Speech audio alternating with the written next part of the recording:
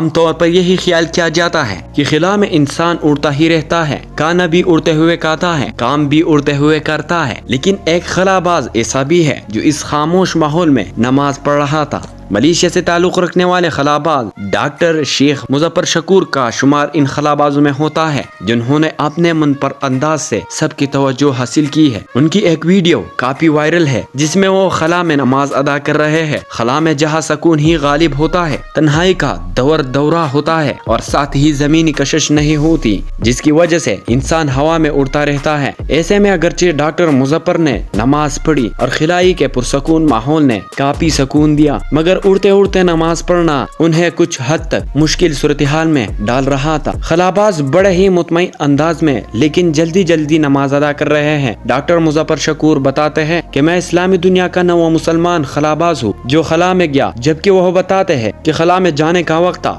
دنیا میں رمضان چل رہی تھی تو خلا میں نے روزے بھی رکھے، جبکہ خلاباز بتاتے ہیں کہ میں نے خلا میں ایک قدرت کا کرشمہ بھی دیکھا، میں نے اسپیس اسٹیشن میں اذان کی آواز بھی سنی تھی جو دیگر خلاباز ساتھیوں کو نہیں سنائی دے رہی تھی، جبکہ نماز بھی 5 وقت کی پڑھ رہے تھے۔ لیکن ڈاکٹر شیخ مظفر شکور کو نماز کے لیے ایک مسئلہ درپیش تھا۔ نماز پڑھتے ہوئے خلا میں سمت تبدیل ہوتی رہتی ہے، یعنی کعبہ کی سمت بھی تبدیل ہوتی رہتی ہے، جس کی وجہ سے خلاباز کو نماز کے لیے کعبے کا رخ کرتے ہوئے مشکل پیش آ رہی تھی۔